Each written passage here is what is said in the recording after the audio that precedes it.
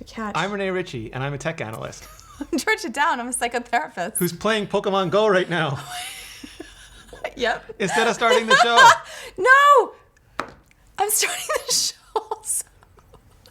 I thought you escaped Pokemon Go. You were my idol. You were my inspiration. I got sucked back in. All right, so who are you, first of all? I'm a psychotherapist. I'm Georgia Dow. Okay, and in this show, it's where what happens? I'm so confused now. It's where technology and psychology crash into a giant explosion. DNA digivolve into... Right. Wait, no, that's Digimon. That's not Pokemon. Wrong one. They're going to be all angry at I you. preferred Digimon when I was a kid. Did you? Yeah, because Pokemon was kind of... Like, the cards and the collecting was awesome, but the anime were not good. I'm sorry, I don't mean to offend you, but the show was not good. They put very, like... Ash never learned anything from like situation to situation, but on the Digimon, it was like, I'm stuck in a dark tunnel and I thought that'd be endless and alone, but now I realize that my friends are with me and I'll never truly be alone, and that would like unlock the power of Digi-evolution or something. I like that. I think that gives me shivers, actually. I think that's so true to life. Or like Gatomon gave her life to save her trainer, but then she found out that she was actually Angelwomon. That was like 20 years ago. 20 years spoilers. No, okay. Hold on. Yeah. Is there too much of this? No, is there too much? It could be. It's No, it's updating. It's updating? Yeah. Plugins. Technology. No, it's like it's like this continual stress and tension between, do I update now or do I finish working now? But will I ever finish working? I did a conference just recently talking about, so I go to do this conference, which is, thank you so much for inviting me to do the conference. On upgrade anxiety? It was on anxiety. Anxiety, technology, the world today. And so I go to do the conference, I go there, and then it updates. It chooses to update in the middle of the conference. I'm like, oh my God, I'm so late. I'm sending all of these emails back and forth.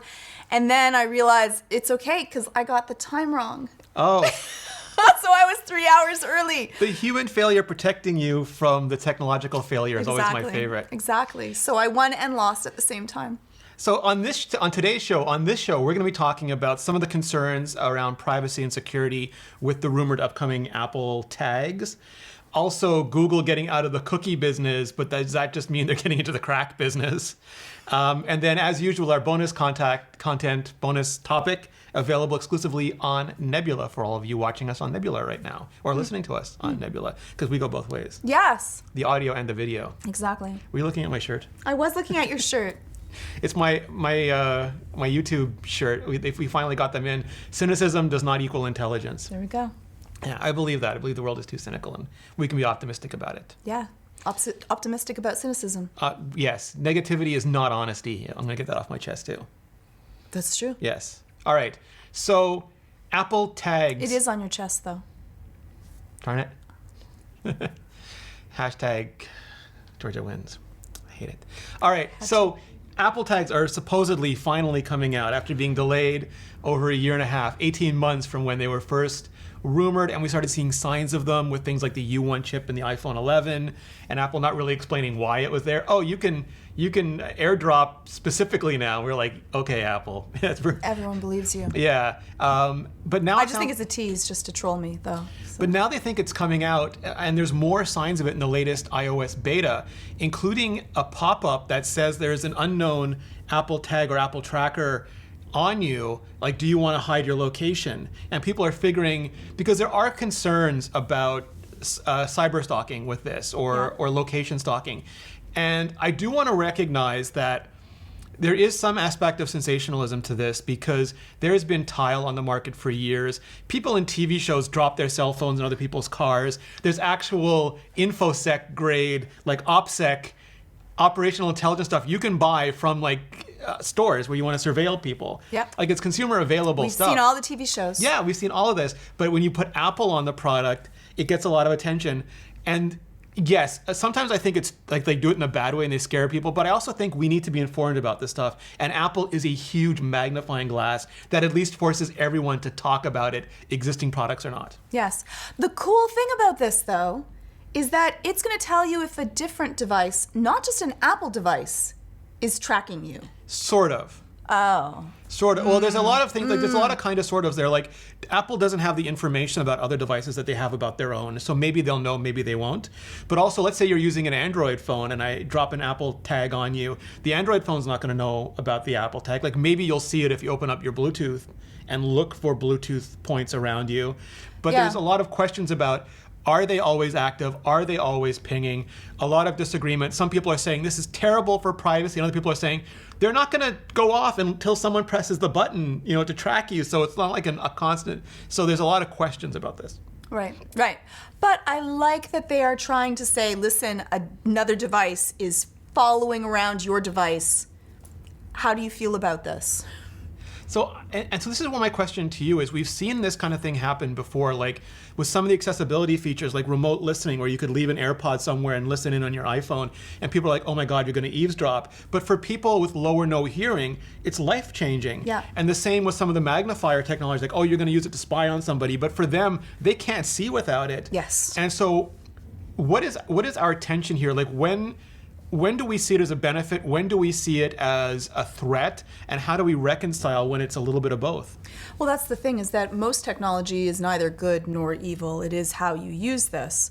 And I think that the benefits outweigh the risks to it. If someone wanted to track you, they could. So it wasn't that this is giving you a power that we did not already have. You could still be tracked, because if someone wants to buy a track, they could buy a tracker. Arguably, this is just making it cheaper and more ubiquitous. It would make it easier. Yes. Fair. But really, also think about it. If someone's going to be dropping their, let's pretend that we end up with AirTags. And they're Apple real. Tags the whole show, I think. Were you? Yeah, I think I was. Am I the wrong one? No, I Am think it is doing- AirTags. I think you're right. Okay, fine. One time out of Hashtag the Georgia wins. yeah, exactly. Once out of a million times I've actually said the right word in my word bins that are always mixed up. Dyslexia. It causes some issues. But like, it's an expensive device. Like, they have to really want to track you to drop a device that you're going to see. They're not minute. They're still there. And if it's connecting to your device, it will let you know. So yes, they could track you. Again, they could have already done that with the phone, or like, no one's going to be like, that's $1,000. You're going to be like, woohoo, free phone. So it could have happened before anyways. Apple's actually going through procedures to try to make sure that you will be aware if there is a device that is not pre-connected to you that is tracking your location where it is. Yeah. So it's not that they have not already thought of this. And to be able to find your child, your car, your phone, your remote control, I think that benefit is going to be much more often used than the once in a while times that someone nefarious is going to be tracking you, which could already happen anyways. Like, people can actually follow people if you really wanted to beforehand. So it's not like it's making it easier, but it's not something that could not have happened before. Yeah, like the Tile, I mean, I did a whole video explaining the technology of how this works, up to like what we know so far. And Apple's been really good about anonymizing the process. Like, there is some concern that you can breach the anonymity, because you can always breach the anonymity, and there will be edge cases like... Well, especially when it's your location. Well, you won't, like, if you're in a shopping mall and there's hundreds of Bluetooth sources, it's going to be very hard to identify anybody. If you're alone in a cornfield, like, you're the only Bluetooth source. Like, that's the whole thing. Apple has all, and we're going to talk about them in the second segment. There are all these things like differential privacy and federated learning that try to mask you in a crowd. But when there is no crowd, it's a lot harder to mask you. Right. But also, like...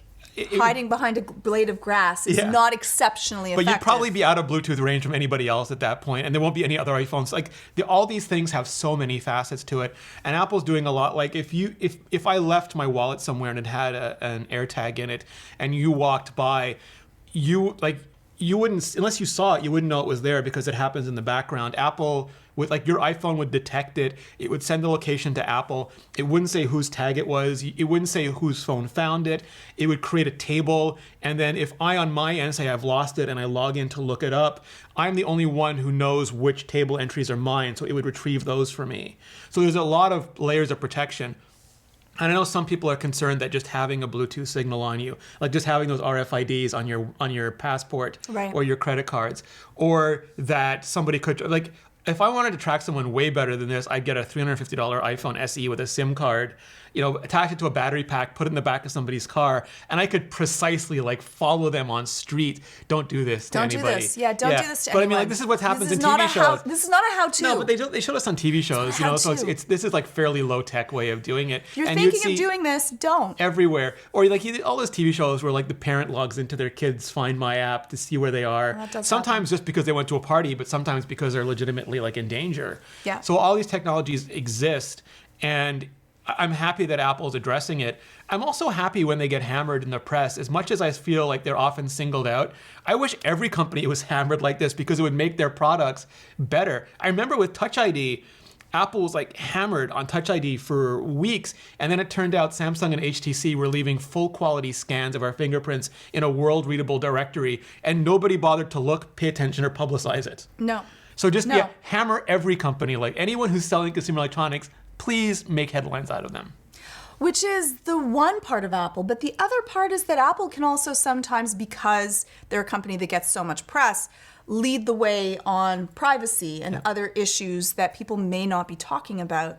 And now we're starting to talk about privacy issues and data and what data we are giving to other companies, and should they have it or should they not. Which leads us elegantly into our second topic, which, Georgia wins again, hashtag. This is your episode. I'm just ceding this episode completely to you at this point. It's like a game of Risk, and you have taken over the entire board. Oh, yeah. Start off in Australia. So Google has announced risk tips. Risky tips, like our previous segment. Oh, yeah. And how-tos. Yeah, Google has announced that they're going to give up third-party tracking across the internet. How thoughtful and altruistic of them. Aww. So they made this announcement previously that they're going to stop using cookies, basically third-party cookies. And this week they added to that, saying not only they're not going to use third-party tracking cookies, they're not going to use or help develop or implement any other type of similar third-party tracking across the internet. Right. What was your first feeling on this? My first feeling is like, yay, Apple. Like they threatened Facebook and won. I'll say it. That's my feeling. They threatened Facebook. Facebook tried to put out these horrible, sad ads about how, please give us your information. No one bought it. Watch the ads. They're horrible. And my thoughts is that, like, I was like, is this the government that they were worried about or Apple that they were worried about? Like the backlash from people because people are going to find out and know because of what happened to Facebook. And I'm like, So, your thoughts, Rene? Or were they doing this out of the kindness of their heart for caring for privacy? No. So I think the reason we saw Google act the way they did and the reason that Facebook act the way they did is that Google knows on a fundamental level, not only do they not need this stuff, because they own like 58% of the general internet. I think it's 58%. It's 50-something percent of the general internet ad business. Everything basically that's outside Google search, They're outside all good. Facebook.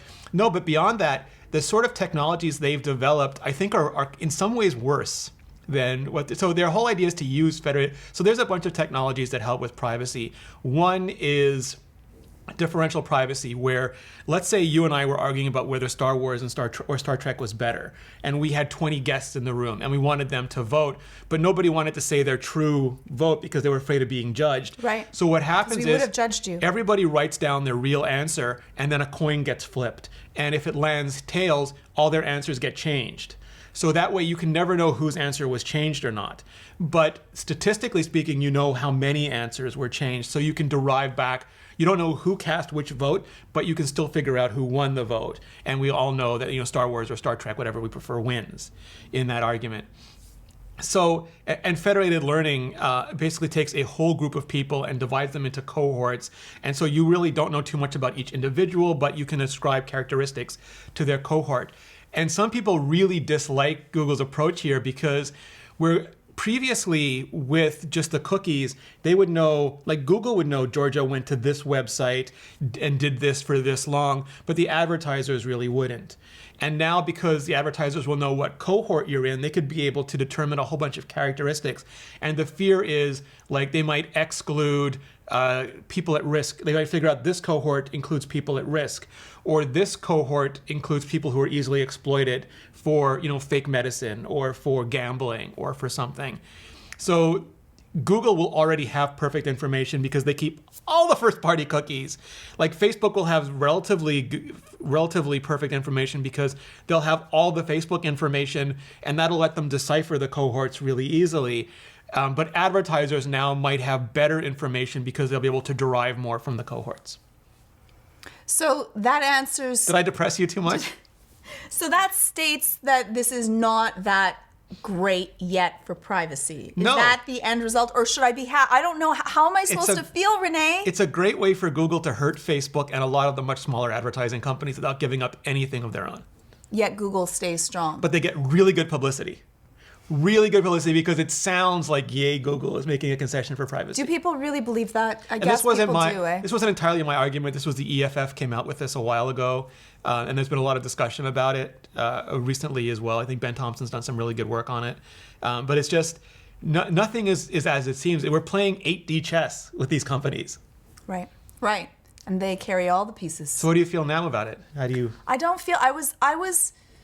I didn't think that it was an altruistic thing and yay, Google, and I'm all happy about it. But I did think, yay, this is something good and I'm more protected. And now I don't feel that way. So thank you, Rene. Is it valuable to you to have ads that are more likely to show you things of interest, though? No. I say no, but every once in a while there's, because I like really strange things. Like I will search Sparkly for things sparkly, or like I want a spinner ring that's actually with like ball bearings. Like I want a real like a rollerblade spinner ring. I want one that's in my size, which is like child-sized hands. And so every once in a while I will get an ad that's like, I'm like, oh, that was what I've been searching for. That's so rare. And then I end up with ads that are about, I searched for something that was like therapeutic for a client or something else. And then I end up with all of those ads and I'm like, no, I don't want to see them. So no, it doesn't usually actually benefit me. I think that there are some people that like targeted ads. If they're going to be given an ad, they might as well be something that they're interested in though. Yeah, so I unless you think don't want to some spend people money. actually care about it. Well, how many times do you really buy something that's from an ad? I'm tempted. Like some of the some of the Instagram ads, and I figure they just know they're able to divine such good algorithmic profiles of us that they can serve stuff, and it's like, oh, maybe I do want this Star Wars poster or this Marvel poster. You don't. Well, I know don't. I don't. Why I But stop you buy myself? it. No, I don't. I don't you don't? buy Okay, it, but okay. I click more than I want to into Okay. it, and I don't know what signal Fair. that's giving it. Fair. I would like to know. I would like to know if you prefer to have a targeted ad, or do you like to have just random ads that are for whatever it might be, and probably not. If I didn't feel that it was taken from, like, I think that I would prefer targeted ads for, whatever, like, I don't know, for a while I was into kites that kind of like the blow up kites that are like part air and they're huge. course you were. Of course I was. I'm like, oh, that would be so amazing to buy one. And I would love to get the biggest, whatever. Yeah.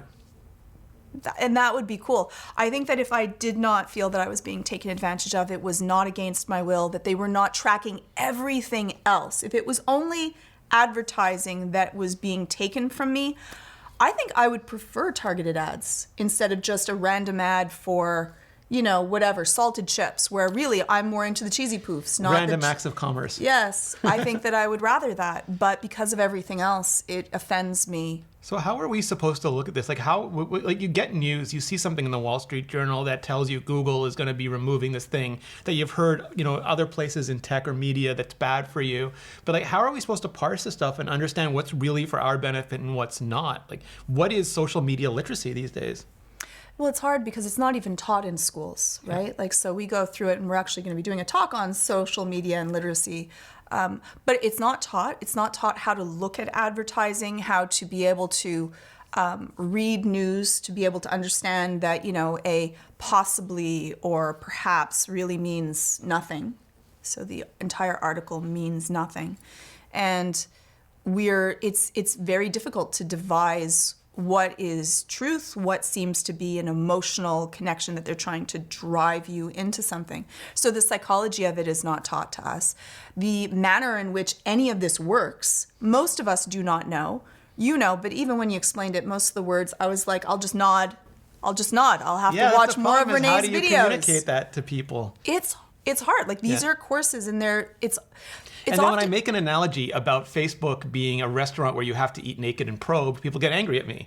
But like that's how you explain it. Apple is a gourmet restaurant where you come in and you buy an expensive meal, but you typically enjoy it. And you're Facebook clothed. is You're absolutely usually free. clothed. Yeah, you're always clothed. They don't care if you're clothed. They don't care. Like they prefer you to be clothed. They're Apple. They do. They're Apple. Facebook will give you all the food you want, but you're naked and being probed. I mean, these are the things. And for some people, that's a deal. I'm not going to take that away from them. Yes. No, but that's the thing. Like your husband said this once to me, and it resonated. Is that we all have different levels of money, of cash Yes. that we can exchange for Yes. things. And for some people, an iPhone is a trivial amount of money. For some people, it's more money than they'll ever have. Right. But we're all data millionaires. We're all data billionaires. And Yes. so companies offering us things in exchange for data always seems like a good deal. But that would be okay to me if we were given that knowledge base, if we were understanding of that, if it was transparent, if they followed certain laws, rules, regulations, and if they broke those rules, if we made a contract. And that's the problem, is that you can't make a contract when you're in a place that you are not equal of Yeah. power and knowledge. And so these companies have the goodies that they want to give to you, and then they don't tell you everything. They hold all the cards. You don't read it. It's difficult to be able to read. It's pages and pages long to make it just so many barriers to entry to be able to understand. And I don't think that that is fair. If it was the other way around, I might even choose to say, you know what? They're only taking this, I believe the reasons that they're taking it for. I know that the government will come down on them if they don't, in a way that would actually penalize them, not a little tiny slap on the wrist or a flick to the ear. And then I might feel comfortable and say, okay. But because I don't feel that way. Like, I think that's part of what Apple's doing now. Because I've said for years that we're just not made aware. Like when you spend money on something, you see the cash leaving your wallet or the number go down on your bank balance or the number go up on your credit card statement. Like we have visual cues. If you want to spend time instead of money, like I want to build this PC from scratch, I want to do my own Linux distro, all these things, you see the seconds click away on the clock. Like Right. if I want to make food instead of order food, you see the time instead of the money. But for data, like when you attach to one of these programs, there's no visual showing like your super private photos being sucked up, You see, your that's personal the thing. messages Exactly. being sucked Like up. if people knew, right? Which is why I think those pop-ups from Apple where it says like Facebook wants to monitor you across the web and apps are important, because for a second, normally you would just hit that button and you wouldn't even think about it. But if it says, oh, in order to attach to this, they get to see every website I go to, and maybe you don't want them to see every website you go to, or they get to see every app I use, and maybe you don't want them to see every app you're using. I don't even think that goes far enough for our understanding of what's really happening. I think that if it was, they went to see when you searched for, fuzzy people cuddling or something like that, that might be more of a shock to you of being like, Yes. ooh, I might not Or if you want saw this what information they out had there. on you. Yes. Like fuzzypeoplecuddling.com. Exactly. Like if they actually put down everywhere, all the access that, say, Facebook has, all the access of where you've gone, what you have done, Yeah. what they can infer by that. I don't think anyone would ever say yes to this, because it's worse than someone peeking through your bathroom window when you go to on the toilet. It's worse than that. It's everywhere that you go. It's in the shower next to you with Yeah. little notepad. Well, Apple did those ads, right, where they had the person was in your frame doing everything with you. Yeah, and Yeah. that's really what's happening. And so I don't think that people really understand how much access, how much information, and how much knowledge they have. Because some people say they don't sell data, and in some cases they do sell data. In other cases they keep it for themselves, but they still have that data. And the more places that data exists, the more opportunities there are to compromise that data. And we've seen, bad actors at the NSA even, misabuse or abusing information. People at Uber following other people around in cars. People at with the Ring doorbell looking through. We've seen all these things happen, and it's very hard to guarantee they won't happen. The only way to protect the information is not to have it exist. Yes. And we should be able to control what information about us exists. And I think that people often say that, well, then just don't use the internet. And I think that now the internet is a utility. It's a necessity for almost everyone, and I think this pandemic has shown that it needs to move from a luxury item to a utility to the same level of electricity. Yeah. And they want to play it both ways. Not that weird electricity where you let some company own all your electricity and then they can turn it on and off and do horrible things with it. Or, raise the price, 1,000% just because they want to. Yeah. Different Like story, an actual different time. utility, like the mail gets delivered. Don't mess with the mail. Don't mess with our internet. No, and people need it, and that digital divide ends up making some people able to get certain jobs and do certain things, and other people cannot. I wonder if that would be controversial. Like you had the Pony Express, and then you had like the U.S. Post and the Canada Post Canada, all these different things. Like whether there should just be a baseline nationalized service of internet. Of course. And then you can pay on top for you can have a layer of private companies on top that You can offer get premium and different exactly. services, but just a baseline, and that is protected for privacy for Yes. anybody who wants to access And it. I guess some people will be like, that sounds very socialistic, but there are certain things like infrastructure sets that should be given Yeah, to like we don't build our own highways. everywhere. Like it shouldn't be that you have to do this Yeah. 1 foot of highway, and if not, you don't have access. It's like that the old same joke, thing as a like- fireman. You don't want to say your house is on fire, and they're like, well, you have to pay us $10,000, or we're not going to put out your house. It's like someone wore dodgy sneakers on a plane 15 years ago, and we still have to take them off and have them scanned every time we go to the airport. The things that we attribute value to in our society are amusing, to say the least. Like, I think there's certain things that you just remove them. And I don't even say that it's socialist or capitalist. It's none of those things. It's providing a baseline of utility, a building block of society, something that connects us together as people the same way the roads do. Yeah. I think we're just getting to And the it point does where literally do that. yeah, I just wouldn't trust the local government or any government to make a private network. I don't know how we do that. I don't know how we do it. that. I don't we know have the how we do open it. source community. Yes. Audit it. It'll be a that would free be and interesting. open source internet network like PBS or NPR They could or have BBC. something like the United Nations CBC. for the internet. Yeah, that's audited by the neck beardiest of glasses people. The people that really know, right? Yes. White hats, black hats. Like we Yes. want to just kind of everyone comes together to make sure that this is as secure as it can be, and everyone has access. All right, I think we just lost every viewer we've ever had. We went a step too far. That's okay. We'll do that on All occasion. 5 of you are gone. Yes. 0 Let us now. know what you think in the comments because I'm really interested. Like, with all these different and varying interests, and I'm keenly aware that the people who run the governments aren't that tech savvy, so I have huge concerns And there too. Star Trek or Star Wars? Yeah, Star Trek. Oh, hashtag Star Wars, hashtag Star Trek. Now that's really controversial. That's going to cause Actually, us it was so every funny viewer. because Hashtag Battlestar Galactica.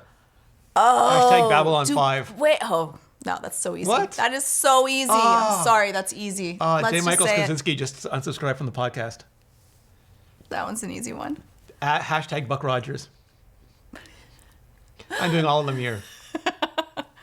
Anyways, so Georgia, where can people find you on the You internet? can find me on Twitter. It's at Georgia_Dow. You can check out my YouTube channel. It's YouTube/Georgia Dow.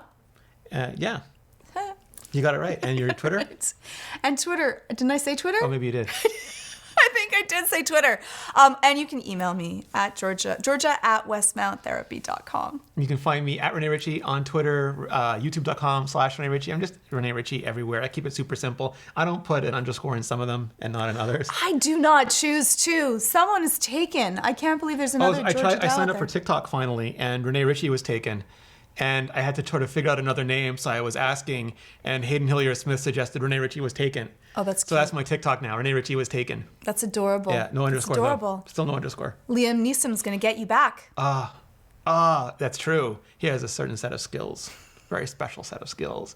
If you're listening to us on Nebula, stay tuned because we have a bonus section for you. If you are not listening to us on Nebula, you can. It is super easy, barely an inconvenience. All you have to do is go to curiositystream.com/Apple Talk. You can sign up there and you will get both Curiosity Stream and Nebula for, I think it's $15 a month right now. It's ludicrously cheap. It's all the documentaries and series that Curiosity Stream has in their huge library, their huge catalog, plus everything.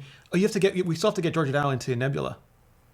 Oops. Yeah, you can find all of my videos there. You'll be able to find all of Georgia's videos there soon. We have all the Apple Talk stuff there without ads, without sponsors, sometimes with bonus content, like the bonus segment we have coming up in just a second. So curiositystream.com/Apple Talk.